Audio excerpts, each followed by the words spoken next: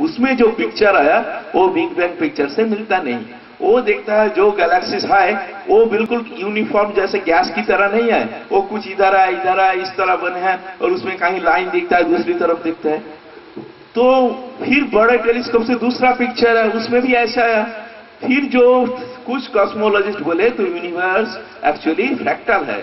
जो न्यूटन ने सोचा था कॉस्मोलॉजिकल प्रिंसिपल उस तरह वैलिड नहीं है, इसीलिए बिग बैंग भी इस तरह हो सकता है वैलिड नहीं है, ये फ्रैक्टल स्ट्रक्चर है। और ये खोज चलता ही रहा और बाद में ये जितना भी ऑब्जर्वेशन आ रहा है सारे अभी हमने देखा एक्चुअल टेलीस्कोप से सारे सबसे दूर जो गैलेक्सीज है ऐसे इधर जो गैस है ना इसमें कोई स्ट्रक्चर नहीं है, गैस का डेला नहीं है कोई, सब जगह सब मिलजुल के एक है।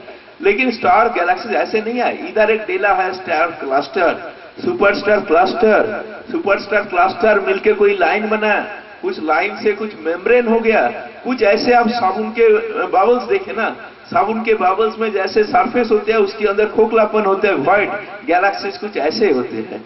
कुछ हानिकम देखे जो मधुमक्खी की जो छाप होती है वो मधुमक्खी अंदर अंदर खोखला रहता है, स्ट्रक्चर बनाता है।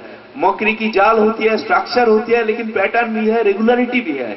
तो गैलेक्सी की डिस्ट्रीब्यूशन बहुत लोगों ने एक्चुअली निकाला ऐसा है। ये डिबेट चालू हुआ 1990 से जितना ऑब्जर्वेशन, लेकिन बिग बैंग लॉबी बहुत स्ट्रांग है, उनको दवा दिए हैं, उनको मानने के लिए तैयार नहीं है। फिर 1998 में एक नया ऑब्जर्वेशन आया, वो अजीब सा है, जैसे ये आप इसको ऊपर फेंकेंगे गुरुत्वाकर्षण के ऊपर तो क्या होगा, इसकी गतिवेग कम होना चाहिए। तो उन्होंने कुछ देखा है, कुछ ऑब्जर्वेशन निकाला जिसका इंटरप्रिटेशन इसको ऊपर छोड़ गैलेक्सी जितना दूर जाते हैं वो और तेज चलने लगता है। ये डायरेक्ट नहीं है, एक्चुअली दूर की जो गैलेक्सी आती है उनसे रोशनी देखा गया, उसके दूर में बड़े बड़े विस्फोट होते हैं, सुपरनोवा एक्सप्लोजन, वो कमजोर लगता है ज्यादा। तो वो बोलते क्यों कमजोर है, बोलते वो ज्यादा दूर चला गया। कैसे ज्यादा दूर चला गया, इसमें एक्सेलरेशन हुआ तभी ज्यादा दूर चला गया। इसको गति कम होना था, कम नहीं हुआ, एक्सेलरेशन होकर ज्यादा चला गया। फिर नए नए कॉस्मोलॉजी आ गया, बिग बैंग ऐसे एक्सप्लेन नहीं कर पाया, बोला डार्क एनर्जी आया है।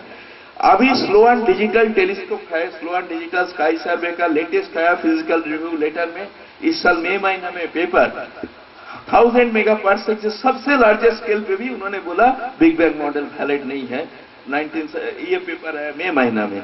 तो बोलता उधर बिग बैंग मॉडल में सब यूनिफॉर्म होना चाहिए, एकदम स्मूथ, इधर जैसे गैस है इसमें कोई डेला नहीं है, कोई अलग से नहीं है, इधर ऐसे होना चाहिए, लेकिन ऐसे कहीं भी नहीं है, हमेशा ऐसे बम्प है, इधर बम्प है, इधर जो है ऐसे है, टेढ़ा मेढ़ा है। तो ये डिबेट चल रहा है fractal versus big bang model uniformity. तो मैं जो दूसरे चीजों पे काम किया, लेकिन पिछले कई सालों से मैं चुपचाप कॉस्मोलॉजी में काम करना चालू किया और मुझे लगा बिग बैंग मॉडल गलत है। एक्चुअली 2004 में बहुत सारे विज्ञानी मिलकर ऑल्टरनेटिव कॉस्मोलॉजी ग्रुप बनाया, लेकिन वो बिग बैंग ग्रुप इतने तेज है, उनके सारे चीज दबाने की कोशिश करते हैं। तो मैं चुपचाप काम चालू किया, मैं देखा ऐसे डिबेट नहीं होगा। वो ऑब्जर्वेशन बोल रहा है बिग बैंग वाले, वो नया कुछ एलिमेंट लाके उसको एक्सप्लेन कर देते। तो बिग बैंग की जो मौलिक थ्योरी उस पर मैं काम कर रहा हूँ 23 साल से, और मैं देखा ऑलरेडी दिखा मैं ये गलत है। मेरा जो पेपर है 2 जगह पब्लिश हुए है, एक है gravitation general theory relativity and gravitation Springer की प्रेस्टिजियस जर्नल है। मैं देखा है बिग बैंग मॉडल में ऊर्जा की संरक्षण नहीं होती जो कोई भी फिजिकल थ्योरी के लिए होनी चाहिए। मैं देखा उस तरह से जो डार्क एनर्जी जो बोलते हैं वो एक्सप्लेनेशन भी गलत होगी। बहुत लोगों ने दिया क्यों गलत हो सकता है, तो मैं देखा गलत होगा। उसके बाद भी एस्ट्रोफिजिक्स स्पेस साइंस में पेपर है, अभी फिलहाल मेरा पेपर एक जर्नल में था, उसका international journal of theoretical physics. मैं देखा जो बिग बैंग मॉडल, जिधर बिग बैंग मॉडल में ऐसा है, इधर गैस है ना, जैसे यहाँ गैस की प्रेशर धरती में ज्यादा होती है, आप माउंट एवरेस्ट में जाएंगे तो बहुत कम हो जाती है, प्रेशर कम हो जाती है, घनत्व कम हो जाती है। लेकिन कॉस्मोलॉजिकल प्रिंसिपल के किया है, ग्रेविटी है, लेकिन सब जगह प्रेशर भी सेम है, घनत्व भी सेम है। मैं कैलकुलेशन करके दिखाया ये गलत है। अगर सब जगह घनत्व सम है और प्रेशर सम है तो एक ही जगह हो सकता है जो शून्य, जिधर कुछ नहीं है। तो मेरा ये पेपर, ये रेफरी ने पहले बोला कैलकुलेशन करेक्ट है एक रेफरी, फिर एडिटर ने दूसरे रेफरी के पास भेजा, दूसरे रेफरी बोला ये बेसिक कैलकुलेशन तो ठीक है, लेकिन आपको और एक सारे इम्प्लीकेशन डिस्कस करना चाहिए। तो फिर मैंने बहुत और कुछ मैथमेटिक्स किया और इम्प्लीकेशन करके तब साफ साफ लिख दिया, इसके मतलब बिग बैंग मॉडल गलत है। तो पहला रेफरी फिर ये बोला, मैं एक्सेप्ट कर लिया पेपर। लेकिन सेकेंड रेफरी का ये एक्सपेक्ट नहीं किया, तो गूंगू करता रहा, बोला नहीं कुछ ऐसा हो, मैंने तो ऐसा नहीं बोला था, मैं उस तरह जाऊँ, यहाँ इतना क्लियर क्यों बोल रहा। फिर भी वो चेंज किया, फिर भी मैं चेंज करके दिया। फर्स्ट रेफरी फिर एक्सेप्ट किया, लेकिन सेकेंड रेफरी ने बोला नहीं, उन्होंने रिजेक्ट नहीं किया, लेकिन एडिटर देखा मामला गर्म है, वो बोला नहीं हम इसको प्रोसेस नहीं करेंगे। ये अभी हुआ 7 दिन पहले। तो जो भी हो, तो आई थिंक मेरे लिए ये डिबेट खत्म हो गया। अच्छा, बिग बैंग मॉडल में प्रॉब्लम है, सब कुछ अचानक पैदा हो गया और उसके पहले स्पेस भी नहीं था, टाइम ही नहीं था। तो बात आती है जो कुछ था ही नहीं, अभी इधर एक बम है तो एक्सप्लोड हो सकता है, उधर पटाखा है ही नहीं, एक्सप्लोजन किस में होगा। और ये चीज बड़े बड़े लोग भी लगाया, bang in what. Big bang की एक बड़ा सीएन कैरोल, उसने बोला बैंग होना जब कुछ है ही नहीं, बैंग कैसे होगा। तो कहते हैं इसके क्वांटम थ्योरी से एक्सप्लेनेशन हो सकती है, वैक्यूम क्वांटम वैक्यूम में बहुत कुछ उथल पाथल होता है, उससे ही कुछ हो गया। लेकिन जब कुछ था ही नहीं पहले, तो वैक्यूम भी नहीं था, उसमें कोई उथल पाथल भी नहीं था। ये सब फिलोसॉफिकल प्रॉब्लम आता है। तो ये सब फिलोसॉफिकल प्रॉब्लम मेरे लिए सॉल्व हो गया। और इसमें जो इमैनुएल कांट जो 250 साल पहले किया और बहुत लोगों ने किया, मैंने इधर नाम नहीं लिया, जो मोस्टली हायरार्किकल स्ट्रक्चर होगा, ऐसे ही अनंत हायरार्किकल स्ट्रक्चर होगा।